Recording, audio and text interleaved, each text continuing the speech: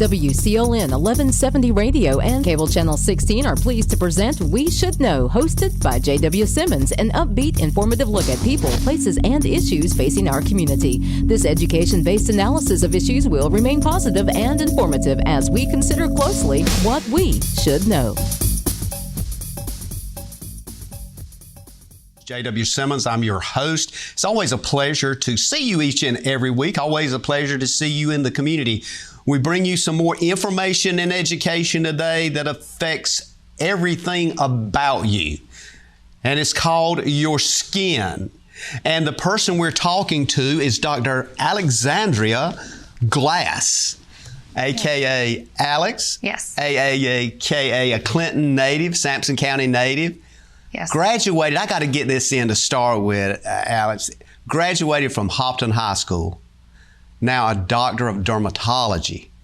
Literally traveled everywhere. You started out at UNC for your undergraduate, ended up something about softball and pitching at Methodist, and nailed it there, continued. And listen, the thing that struck me, I saw this and I remember, I didn't get this far for my academic level, but you got summa cum laude. That's the highest you can get in academic credentialing. Congratulations. Thank you. I'm going to kind of slow down because I could spend the show just talking about what you have accomplished and what you've done. I want to zero in and ask probably the first question. And that question is going to be, why dermatology? Why did that fire you up? And then what happened to cause you to think, man, I want to be a dermatologist? Well, so that's kind of a loaded question. So when I started medical school, to be honest, I didn't know exactly what I wanted to do. I had a lot of interest. I thought about OBGYN for a little bit. I thought about pediatrics. I liked the aspect of working with kids. And then I liked a lot of the surgical specialties, a lot of hands-on stuff. And so, to be honest, when I was starting through, I had a lot of friends and family from back home saying, we need a dermatologist, we need a dermatologist. And I thought, okay, yeah, that sounds great. But it wasn't really until I started doing my rotations. You know, I didn't go into medical school to be a dermatologist.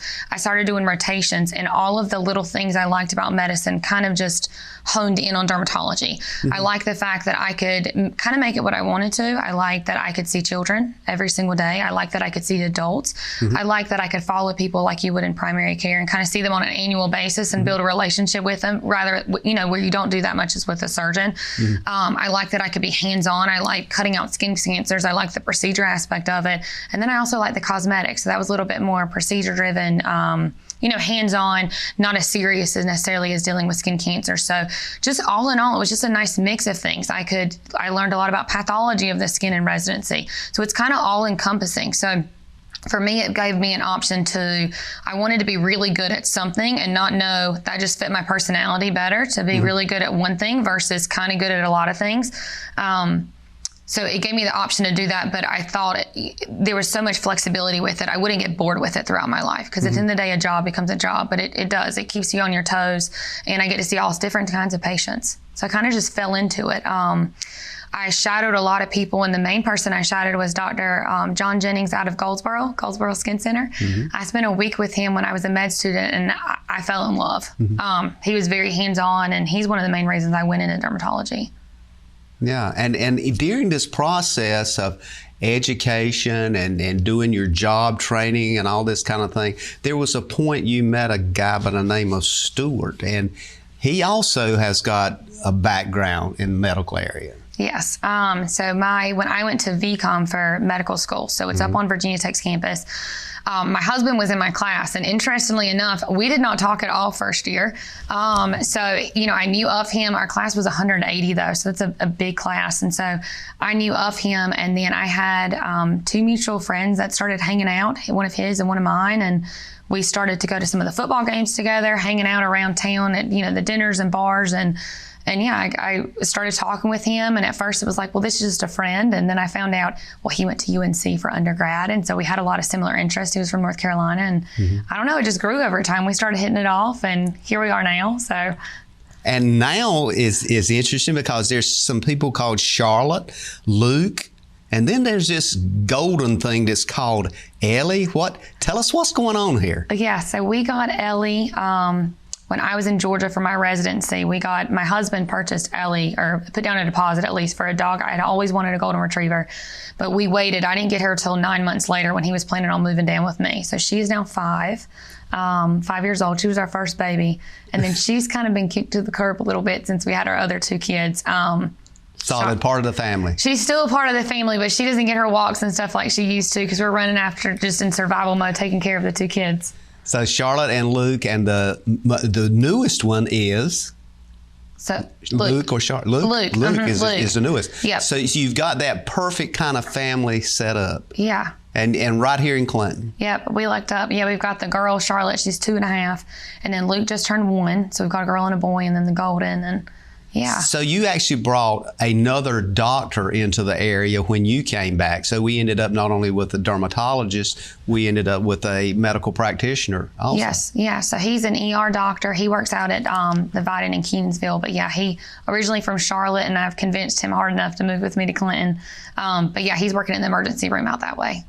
Well, and I told you, Dad, that I was just so excited when I discovered. It hadn't struck me that you graduated from one of our rural high schools here and had accomplished what you accomplished. And again, I've told you off air, I'll tell you on air, that I think you're the perfect role model for a lot of young ladies out there that's just now probably deciding what they want to do. Or maybe, as you said, you didn't really know. Yeah. But when they get out there, just know you can do it if you want to accomplish it. Yeah, thank you.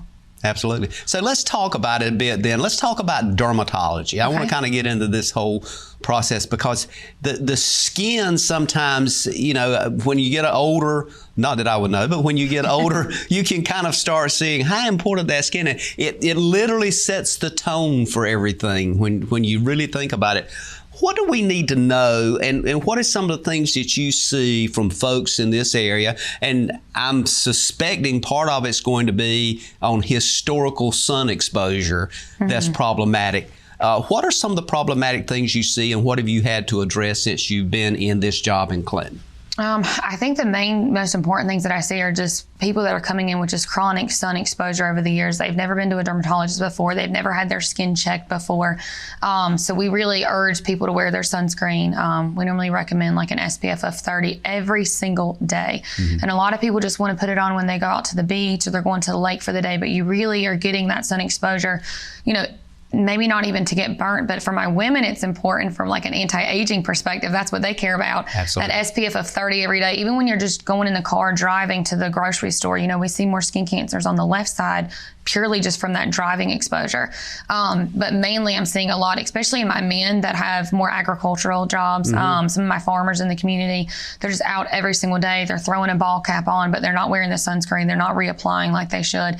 And because of that, then they're getting a lot of precancers that we have to freeze or skin cancers that need to be cut out. And so sometimes a lot of that stuff can be prevented if you're just, taking a look after things when you're younger. And then once you get older, the key is staying on top of it. Because a lot of people think, well, it's not important. It's just surface level, but these things do have a chance to spread, and it's the key is staying on top of it once it's there for frequent visits, because a lot of times we can prevent them or catch them early before they've really progressed.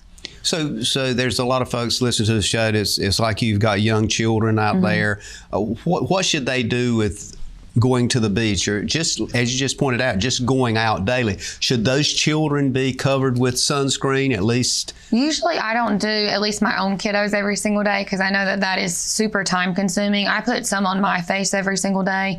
But as far as the kids are concerned, whenever we go out and we know we're going to be out for an extended period of time, I do bathe them down in sunscreen. And then I do most of the time make them at least wear a hat when they're outside, especially the little one doesn't have much hair, to cover his head from getting sunburned. I've got a blonde and a redhead, it looks like. So oh my gracious. Both fair skinned little kids. And the main thing I like are wearing like the sun protective clothing, like the long sleeve or, swim shirts when they're out at the beach.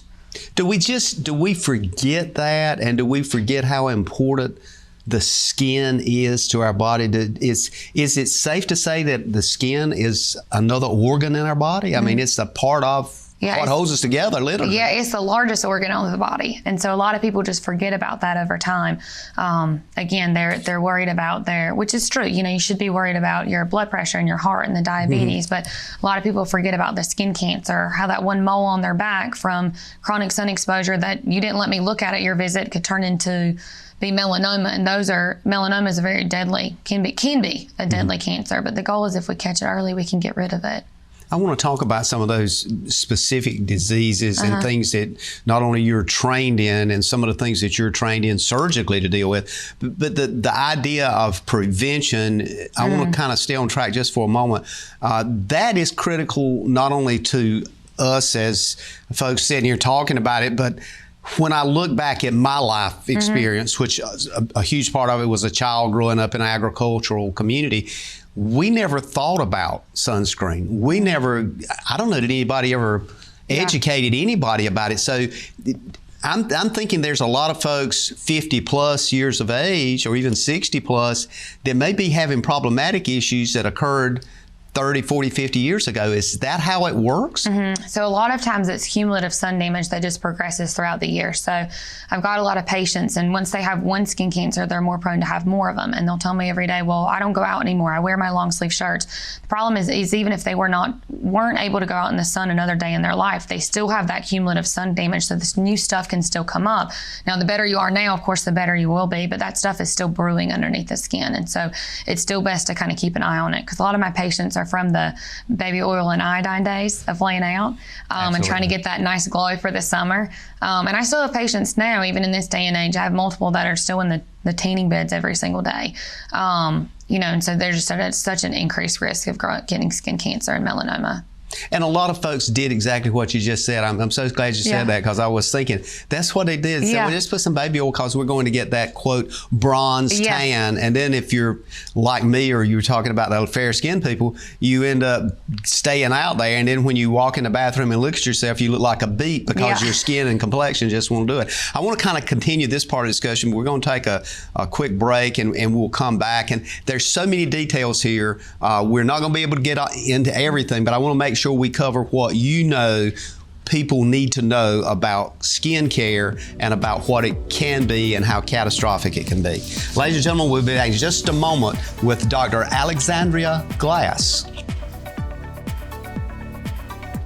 For the ultimate Wi-Fi experience, you need whole home Wi-Fi from Star Communications. Star's whole home Wi-Fi provides ultimate coverage, ultimate performance, and ultimate power all the time. Star's whole home Wi-Fi systems feature the latest Wi-Fi 6 technology and are equipped with unrivaled bandwidth and 4 times more simultaneous connections.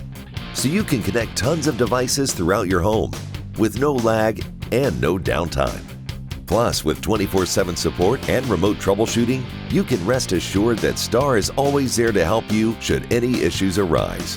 Star's whole home Wi-Fi also comes with the Command IQ mobile app, putting you in control of your home network and making it easy to set up and connect devices, run network speed tests, pause Wi-Fi, and set parental controls all from the palm of your hand.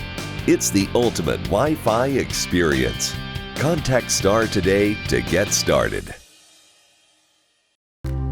Just because something may work doesn't mean it's right for your business. Let Star Communications' knowledgeable consultants help you customize a hosted voice system that's right for you. Our dedicated experts work with you to understand your business needs and guide you at every step, from choosing and installing services to ongoing maintenance and support. Contact Star today. Ladies and gentlemen, thank you for being with us today. We Should Know is on the air. JW Simmons here, your host. Our guest today is Dr. Alexandria Glass.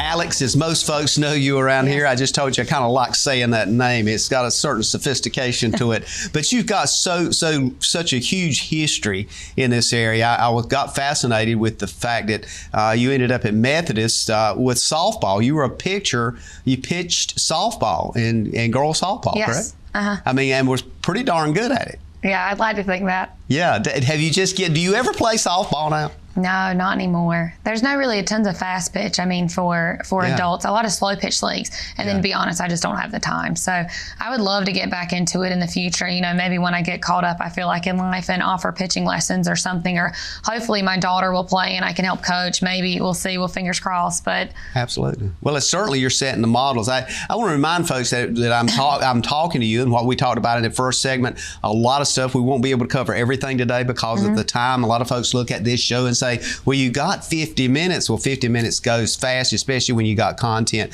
as deep as yours. But you have written numerous publications. You have written numerous chapters in books.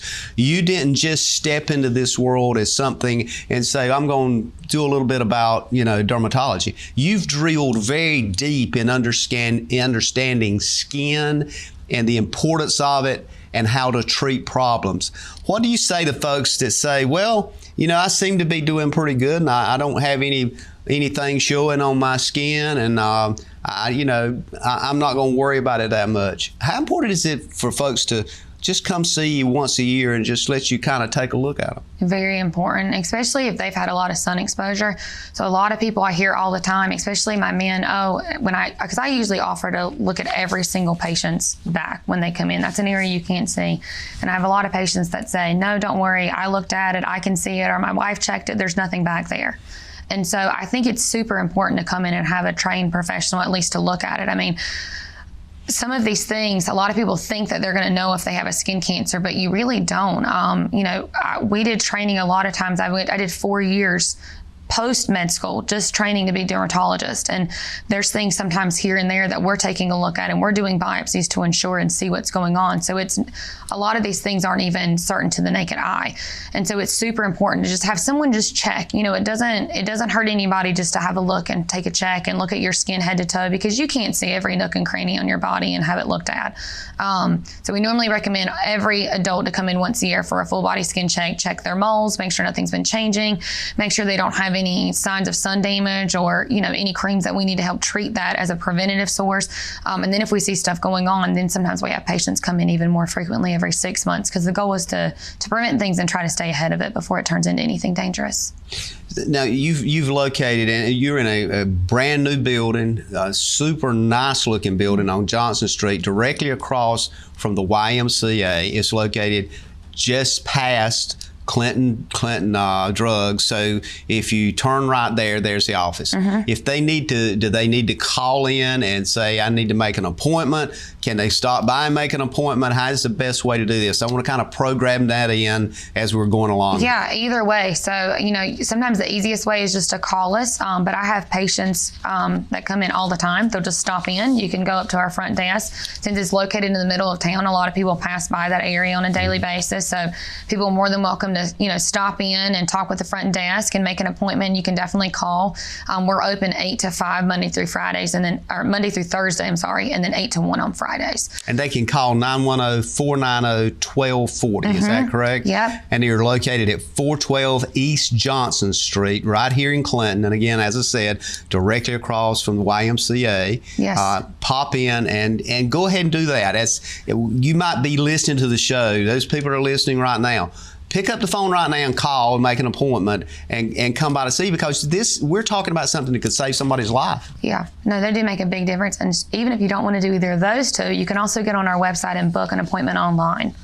So these are things that oftentimes when I have folks like you and others on that are doing these life-saving situations, it's not just something that's hurting, or if you sprain your ankle or what have you. This is something that's silently and quietly destroying your body, and over time, all of a sudden, by the time if you don't get it at the right time, it makes it kind of a challenge for you to treat it. Yes.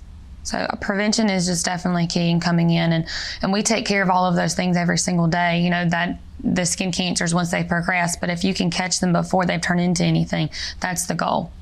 Does different people, and it's a question I've often heard, does skin, if a person is very light skin, blonde hair, and what have you, are they more susceptible to sun-related skin cancer than others, or is it the same thing? No, they're at a higher risk for sure. So like your redheaded, your blonde-haired, blue-eyed individuals, the people that have that most fair skin, they're at the highest risk of getting skin cancers. However, skin cancers does not, it can affect skin colors, all different skin colors. So I've had African Americans that can get skin cancer. You can even get skin cancer on the bottom of your foot from moles and things like that can turn into melanoma. So it's more higher risk in places where the sun shines, but you can get it where the sun's never shined before. So that's why it's always a good idea just to come in and have us check and just make sure everything's good and make sure nothing needs to be checked on. That's very enlightening, because a lot of folks that I've talked to, and me for one, always thought, well, it's got to be sun related. So as you said, if you always wear shoes, you shouldn't have a problem. But what you're telling us is that it could come as a problem that is not sun related. Yes. So even, it's more common in places that have had sun damage, especially for your more common cancers like your basal cell carcinoma or squamous cell carcinoma. But your melanoma is the more dangerous cancer. That can come from any mole on your body. And so you can have a mole anywhere on your skin or mucous membranes. That includes like privates, inside the mouth, eyes, on the scalp, underneath hair. So you can have them in all of those areas. So it's just a good idea to keep a check on those. How do you know if you got issue? You just mentioned like inside your mouth or something. Is that something that is just obvious, or do you not know it until you start feeling something that's not right? Usually most people don't feel it. I mean, it's something that, a lot of times we check inside of the mouth quickly. But your dentist is going to be really taking a really close look at that. And if they see something that doesn't look right, they can either biopsy it or they can refer you guys to us to have it biopsied. And I tell like a lot of my melanoma patients, once you've had one, you're more at risk of getting more. So I tell them to always tell their hairdresser, their GYN, their eye doctor, and their dentist that they've had a melanoma, because obviously if they see something, they're going to mention it, but it just makes them a little bit higher risk. So they're going to be less hesitant to do a biopsy if something looks a little suspicious.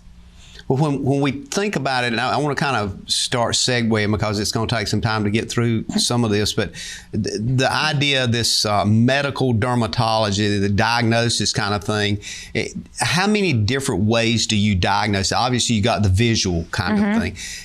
Is there other ways to diagnose it? I mean, can you do a blood test and something indicates that you've got something skin cancer related? How many different ways can you diagnose? Normally, it's just from looking at it, and that's why I like skin. It's either there or it's not most of the time. And so some patients, when a precancerous lesion or a skin cancer starts to be a little bit more problematic, they may have a little bit of itching, burning. They may have some sort of physical sensation in that area on the skin. Sometimes they're more friable blood vessels in that area, so they're more prone to bleed, crust over. So patients can feel something, sometimes isn't right, but a lot of times it's just visually looking at it. So how long does somebody would say, I'm trying to think what people are listening to us are thinking now. So they're probably thinking, how long is it going to take if I make an appointment for you to do a complete view and determine, if I've got a problem? Can I get in and out in 30 minutes, an hour? About how long does it take? Usually like around 15 minutes or so. That doesn't include if you're a new patient. By the time, my staff brings you back, you answer all of of course, the normal paperwork and medical history. And then we have you get undressed into a gown, and then we kind of just look over your skin. And so it's something that I do all day, every day. So we try to be very proficient in doing it. But usually around 10, 15 minutes. It's not an all day thing. It's very quick, easy thing. If there's nothing there, then like I said, you're good for a year. And it's kind of our version of your annual physical that your primary care doctor would do. Absolutely. Or going to a dentist. Yes. And if you're going to a dentist or going to a GP for your aunt, you should be going to a dermatologist for your annual as well. Is there things that older people, how should I say that? Maybe more senior people, should they be more concerned about some things as opposed to younger people? Because a lot of younger folks, when you're a certain age, you're invincible. There's not, you're not nothing's going to bother me. So what do both of these groups of people need to look at? So I think as far as like moles are concerned, any changing mole in any individual can be concerning, but it's more concerning in someone who's older. So younger individuals can get new moles until they're around the age of 30, and that's normal. That's okay. You know, we still check them and make sure they don't look concerning or they're not doing anything weird, but for the most part, they're okay. But in someone my or your age, to get a brand new mole that popped up, then that's something that we may want to take a little bit more in consideration, that may need a biopsy to make sure it's okay. A lot of your basal and squamous cell carcinomas, those your more normal skin cancers you see, more frequently, I should say, those can look like just rashes that won't go away. They'll come up as a red spot that sometimes bleeds or itches, or kind of a red crusty scaly spot. So they don't have to look bad per se for them to be a cancer. That's what a lot of people wait for them to be a concern. Yeah. But they don't have to look like a whole lot of anything to have a skin cancer that's there. Sometimes it can be as insignificant as a tiny little red spot, on the back of your hand or on your face or on your back, and that basal cells can present themselves like that a lot. Wow. So you could maybe think it's an insect bite or something. So I guess the question would be, is there a period of time, if it's an insect bite, a period of time it'll go away?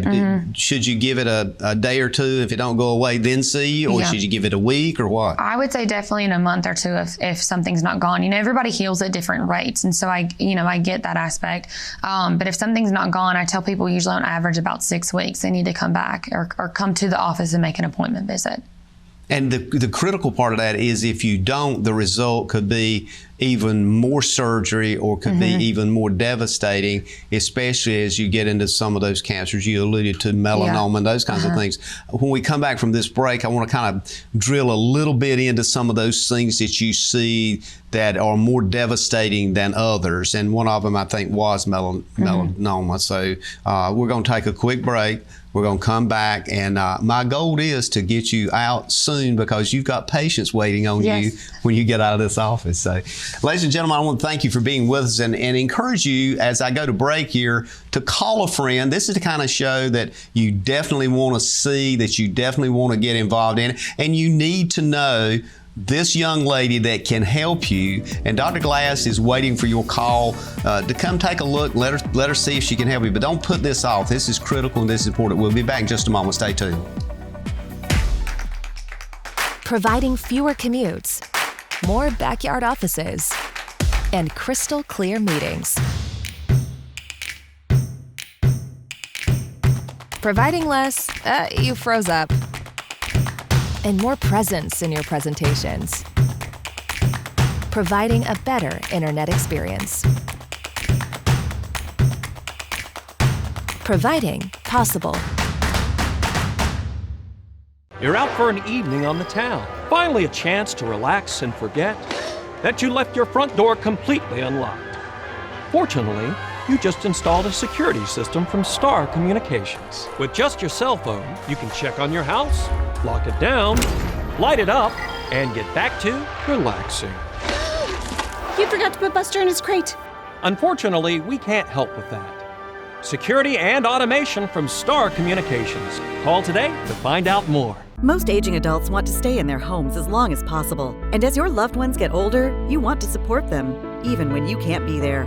Star is proud to offer Star Alert. This new system is now mobile and has GPS compatibility, so your loved ones can live their lives and you can have peace of mind, knowing they can get the help they need with just the simple push of a button. The new Star Alert also offers automatic fall detection, so help will be alerted even if they can't press the button. Call and ask about Star Alert today.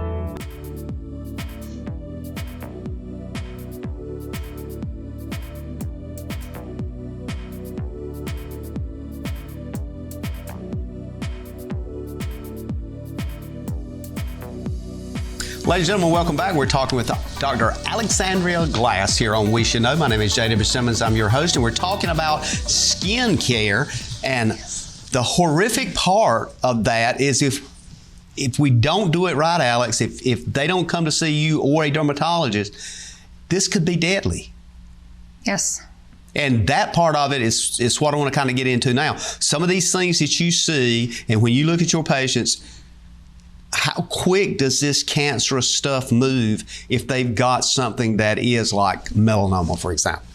So melanoma, there's multiple skin cancers out there. I would say, though, that the main three are basal cell, squamous cell, and melanoma that we see. Melanoma is the most dangerous one out of those three. And so that is one that we still see pretty often.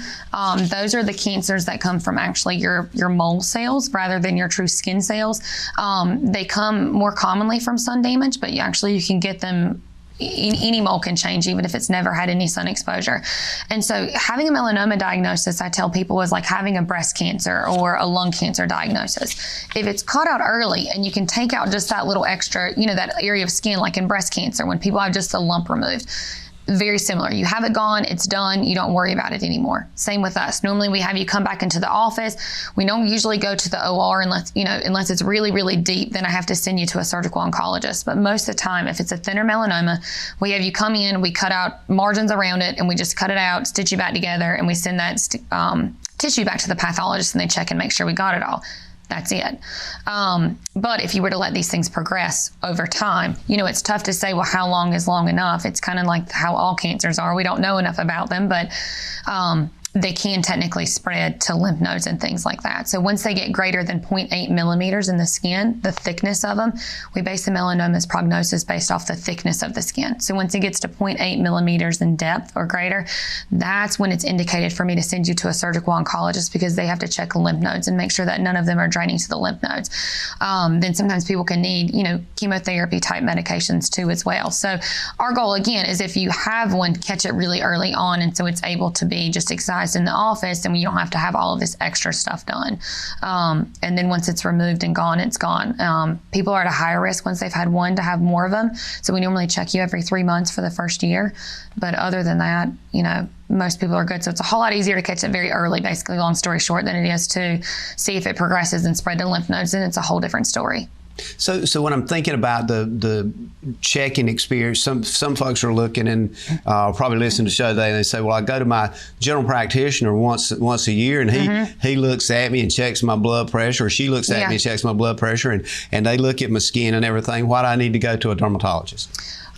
Just because there's specialties for everything. Just like you wouldn't have your primary care doctor. Their primary care doctors are fantastic. They have to be a jack of all trades, but you wouldn't have your primary care doctor doing your like colonoscopy. You wouldn't have them doing your heart transplant. Same with us. You wouldn't have your primary care doctor. They can check for main stuff, and they send you if something looks, if something looks bad, but they're not trained. That's not something that they do necessarily every single day, is evaluate moles. And so that's where we come in, just to evaluate. Sometimes we can catch it a little bit sooner or earlier on. And a specialist that specializes in it will be able to zero in on the problematic issue quicker. Yes. And in your situation, as you just pointed out, you can actually take care of it rather than going to another specialist that's going to have to drill deeper. Yes. And thus it may create more problems. Tell us about age. When do we need to start? I mean, should we start this process at age 5, age 50, age 10, age 20? When should we start this process of annual checking? To my knowledge, there's no exact, okay, when you turn 25, you have to start doing full body skin checks. I think you have to take into account your history. I think a lot of people that have had a lot of sun exposure throughout the years, I would say usually around 30s, maybe early 40s is a good time to start getting your annual skin check. But then I have a lot of younger, I see some children, I see 2 and 3 year olds every once in a while for just skin checks, because they have a lot of moles on their body, or maybe melanoma runs in the family. So if any first degree relative, that means mom, dad, brothers or sisters or children, have had a melanoma, you are at an increased risk. And so I do advise all of those people to have their skin checked annually. And then, if you have a lot of moles, it's nice to get evaluated as a child, and then let your dermatologist kind of decide there on out, okay, you need to be checked every year, you're good for every 2 years, and kind of go from there. So it kind of just depends on the patient and what they've got going on their skin. But definitely anyone who's had a lot of sun exposure throughout life, once you get into your 30s, 40s, it's not a bad idea. What's the genetic relationship to skin cancer? I mean, is there, as you just mentioned, this idea that, well, if your father or your brother, or your sister, or your mother had it, does that mean there's a genetic predisposition to get skin cancer? There is. So melanoma, at least. Melanoma is the one that we know about more. And so there's a genetic predisposition just in those first degree relatives, we think. And it's more of just people that have a lot of moles, or what we term they're moly. You know, if your mom had a lot of moles, a lot of times, or mom or dad, then you can have a lot of moles. And the more moles you have, it just increases your chance that one of those can kind of go rogue, basically, and turn into melanoma. There's more skin cells that are there that are able to change, or the mole cells, I should say. Now, in terms of your basal cell and your squamous cell that come, those usually, unless there's very rare genetic disorders that can make you more prone, but for the general population, those are not really inherited more than the type of skin that you inherited. For example, if you're redheaded and freckles, then you're going to be more prone to develop skin cancers throughout your life. But there's not really necessarily, hey, my dad had 10 basals, that you're going to get more. Those are more purely just addressed on the type of skin you have and the amount of sun exposure. So literally, you can look at somebody, I mean, physically, when they walk into your office, there's certain things that goes through your trained mind that says, I need to look at this, I need to maybe zero in more closer here, simply because what you see in front of you. Yes. So those patients with the fair skin types, those are more prone to have sun damage and then skin cancers. But you can get, like I said earlier, you can have skin cancer in any type of skin. So I found quite a handful of even your basal or squamous cell carcinomas in African American patients since I started here. So it's rare, but it happens. And then African Americans are just more prone to have moles too, like I said, in general. And they're more common if they have a melanoma to get them on the hands and feet or in the nails. And so those are, areas that we want to check as well. So even though you have darker skin, it doesn't completely exclude you either. So pigment color in the skin is not a deterrent by any means. It's more protective, and so it's not something that I see, every single day having skin cancers in my darker skin patients, because there's the melanin in their skin protects them some from sun damage, but you can still get that. And same where I have some of my patients, for example, Mediterranean descent or more olive skin tone, they think, well, I don't burn, so I don't need to get my skin checked. So there still is no such thing as a healthy base tan. So even though you tan and don't burn, you're less likely to get skin cancer, but there's still that risk is still there. So we still advise getting your skin checked. You said something that just struck me, and I wanted to ask this question, and I'm so glad you said it, because I'm wondering where this idea that folks that are light-skinned want to go and get this brown skin tone or bronze or whatever, but people even go have their cells and put their cells into tubes, sunscreen things, or what have you. What is that? Where did that trend come from? But it's been around as long as I can remember. Yeah, it's been around for a while. So I wasn't around when it first came out. I think a lot of people, especially in like the 70s, 80s, it became the thing. Like I said earlier, for the baby oil tanning and the iodine is what I'm thinking, and the tanning beds, that it's the trend of today, being tan. And I don't think it's as bad as it used to be. But the trend was, if you were pale skin, then you weren't the cool kid, you weren't tan. Everyone thinks that they look slimmer with a little bit of a tan on board. So a lot of people will think, well, why not? I'll look better and more attractive. I think things have started to shift, though, I can tell. And so I don't think it's as much of a trend as it used to be. I think people are starting, hopefully, to learn that tanning beds are bad, and they're just increasing the risk of sun damage. And then especially, like I said, I tell my women, it just ages you so much faster. And so my women seem to be the ones that care about that more than my men, but it does. It increases your chance of, even if it's not skin cancer, wrinkles, thinning of the skin, losing the elasticity of the skin. So it just makes people look a lot older than they really are from that chronic sun damage and tanning beds. You just kind of hit on something I really want to get into in the last segment. Just two words: wrinkles and elasticity in the skin. I think that's something that a lot of our listeners and viewers are probably going to want you to cover too, because there's so many, should I say, commercialized products that's on the market now, and we're coming up on taking a break, and so I want to kind of set the stage for this last segment. But I want you to maybe help us understand particularly in the last segment, what things we should purchase, maybe what things we shouldn't, because there's so much money. I mean, you can walk into any pharmaceutical section now with skincare lotions and even advertisements on TV, and some of this stuff probably is $200, $300, even up $400 that claims all kinds of things, and it's going to make this happen and that happen. And I think it's important to have that conversation. Would you agree? Yes, I do think so. So do you get people that come in and you look at them and go, you might not want to buy any more of this? Do you actually have that happen? Yeah, every now and then, yeah. And do you think that that's something else, kind of like what we talked about as far as the needing to get a suntan, that maybe we've been marketed into thinking that we need to have something and we're using the wrong thing? Yeah, I mean, there's tons of skincare products. I think that's been the new trend, especially with all of these social media platforms like Instagram and TikTok. I have even kids as young as 7 or 8 coming in and they want a skincare regimen because they see that's the cool thing to do. And a lot of people, there's really good products out there. A lot of people, once they get into it, though, they use too many things. So I think less is more, investing your money in really good products, a handful of them, and then that can help not only with sun protection, but a lot of them help with, the aging process per se. They can help with brightening of the skin, but it's the right stuff. And there's just a lot of money, I feel like, that's wasted out there. Yeah. But no, we see that stuff all the time. As far as tanning, we normally recommend just spray tans. Spray tans are the way to go, or your self-tanner. And yeah, we're starting to grow that aesthetic clientele in the office. I do have an esthetician, and she does a lot of things like microneedling and chemical peels, and we do laser hair removal. We just bought a new laser that helps resurface and help reverse signs of aging. But there's a lot of stuff out there, and then we have products. So we're going to take a quick break, and when we come back, I want to really get into that a little bit and let you give us some examples and maybe look at some things and maybe even call out some things that people do that they should rethink. So we're going to take a quick break, ladies and gentlemen. We'll be back in a moment. We're talking with Dr. Alexandria Glass, and she's going to be telling you some things you might need to be aware of before you go plastering on your skin. We'll be back in a moment. Eastern North Carolina is a beautiful place where we gladly choose to call home, and we strive to provide the best communications services.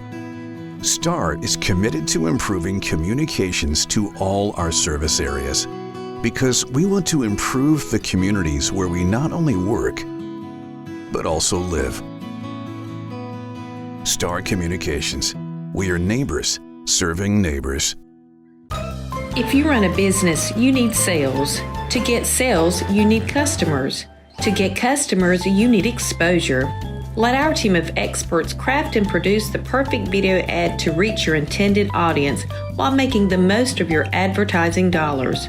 Call 1-800-706-6538 or visit starcom.net to contact our Star Communications production team and get your business moving to the next level.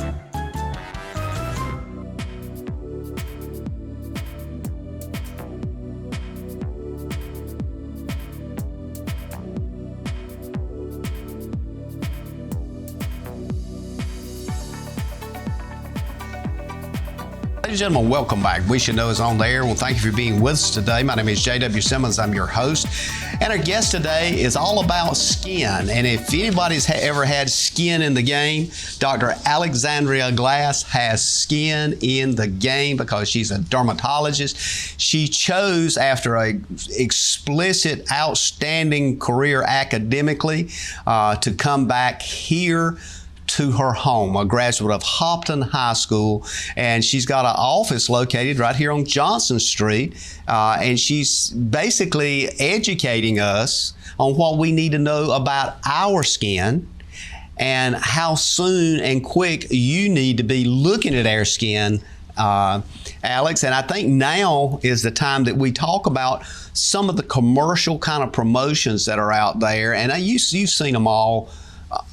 What things do you see which is sometimes wasting our money on that, I mean, we can't fix, but we keep putting stuff on it?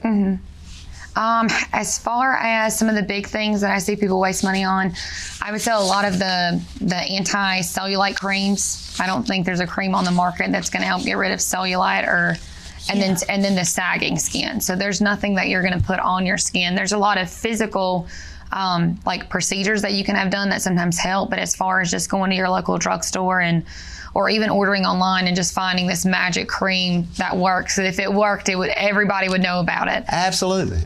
That's kind of like the medicine you put on your head and it's going to make your hair grow back, right? Yeah.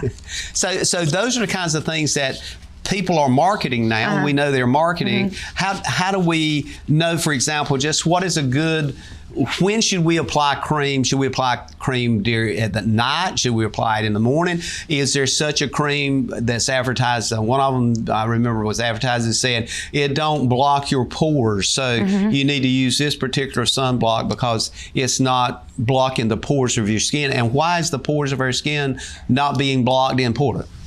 So I think, a lot of those you'll see that on moisturizers, they'll say oil-free or non-comedogenic. And so those are good for your acne-prone patients. And there's a lot of creams out there on the market. I tell people it's not necessarily worth investing tons of money. And as far as they're just their general moisturizer. So there's a slew of things out there. There's a bunch of brands like Cetaphil, CeraVe, La Roche-Posay, Vanicream, Aveeno. Anyways, there's a lot of them out there, and those all are actually really good moisturizers, but they also don't clog your pores. You'll look a lot of the body creams say face and body. So they're just good for dry skin. I normally recommend putting those on your skin twice a day. I tell people putting moisturizer on is like waxing your car. It's protecting it from the elements. And so that's really good as far as especially people that have really sensitive skin, but it's just good for everybody in general, kind of repairing that moisture barrier.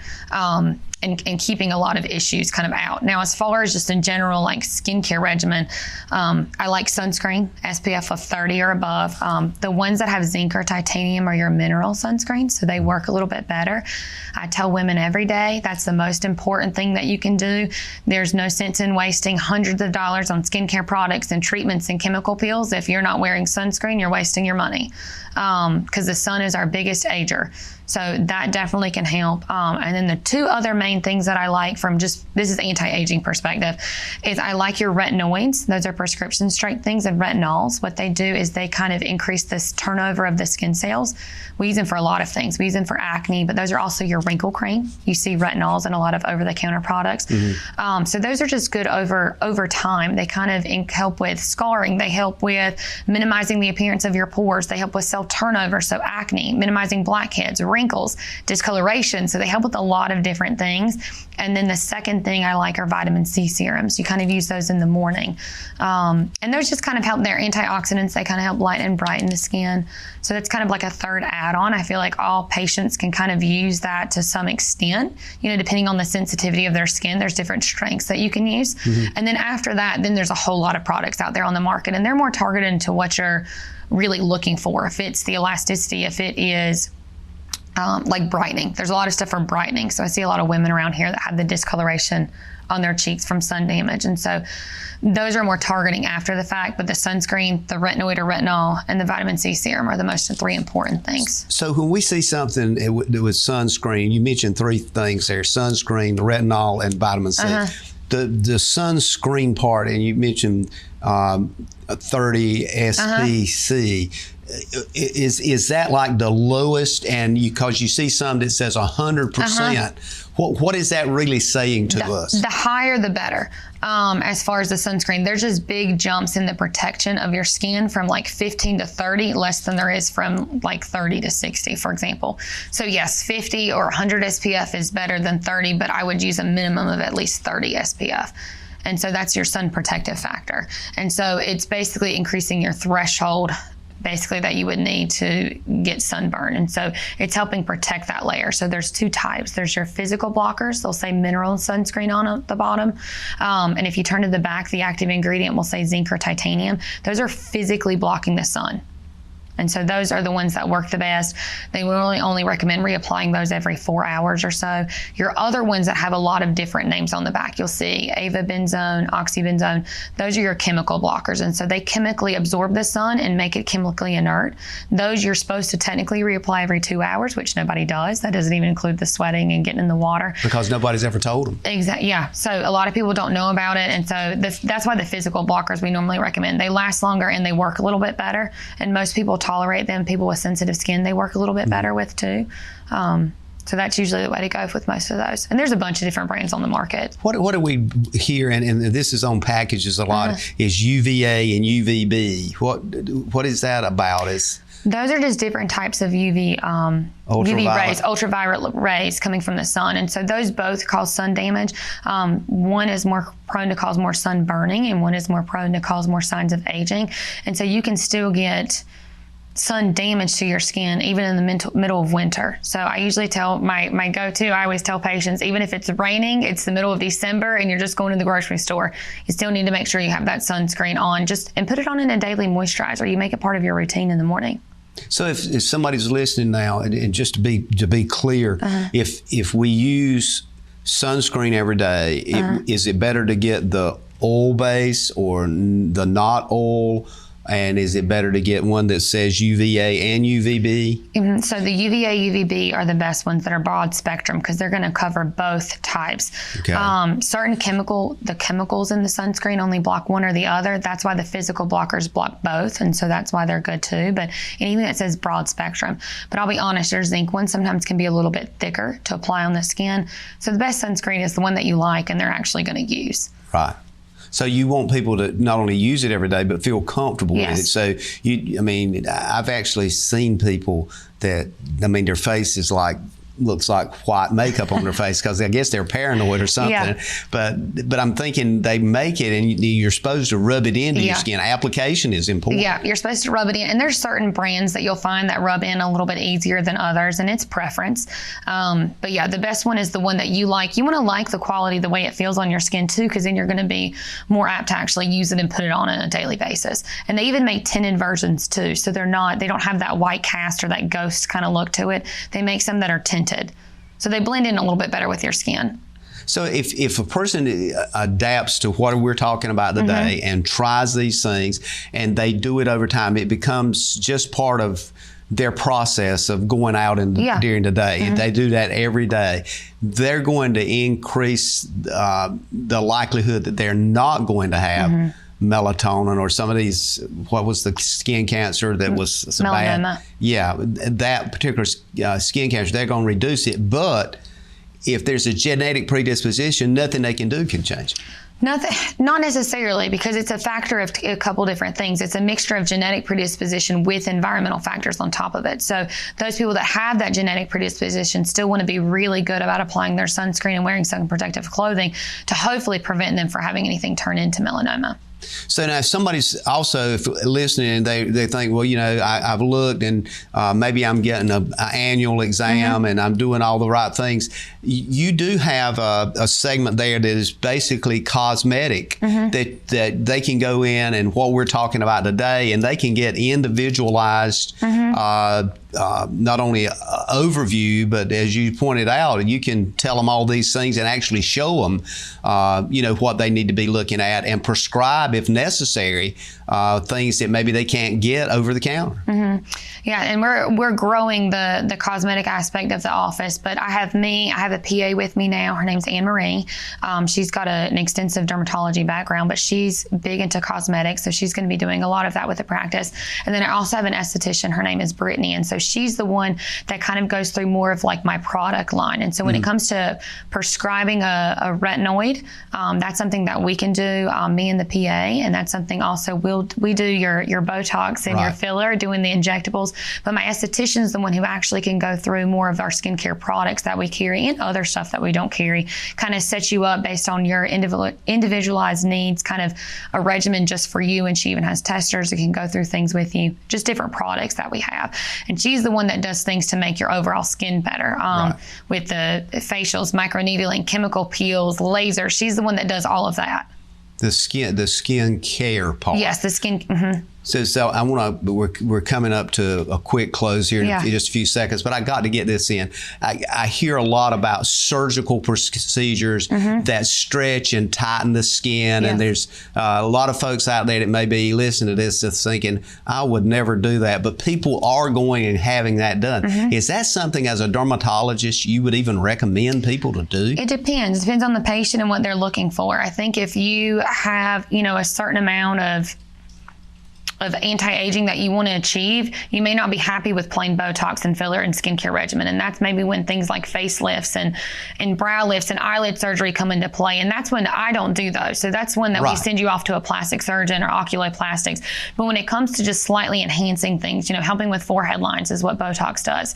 Helping with kind of filling back that volume that women lose, the laugh lines, your cheeks, lips. Those are things that filler can definitely help with that. Is Botox something that folks should go purchase and try on their own, or should they come see you or your staff and say, I've been thinking about using Botox here? I mean, would it be better to let you guys look at it and then make a recommendation? Yeah, so that would be that you can't necessarily just purchase Botox and do it yourself. A lot of times, as far as purchasing, it's supposed to be offered by a licensed professional. And so what Botox is doing is it's paralyzing that nerve to keep you, or the muscle, to keep you from doing that movement to create those creases. And so you want to make sure you see someone who knows what they're doing, who understands the anatomy in that area and isn't just willy-nilly kind of placing it in your forehead. So we normally kind of do it for the lines in between the eyebrows, the forehead, and crow's feet. And then there's some off-label usages that we do sometimes. Absolutely. Yeah. I'm sitting here looking at you, and I know you're looking at me, and you're thinking, right here's a good model. No.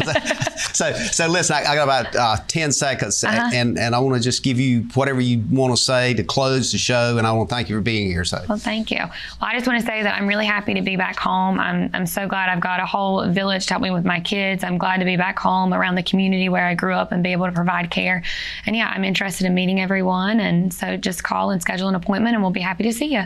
Absolutely. And that number is 910-490-1240. Yes. That's 910-490-1240. And they can call your office. Yes. And we're going to post this on the screen. Ladies and gentlemen, I want to thank you for being with us today. Also, I want to thank Dr. Glass for being with us. We look forward to seeing you again right here each and every week. We'll see you next week, and may God bless.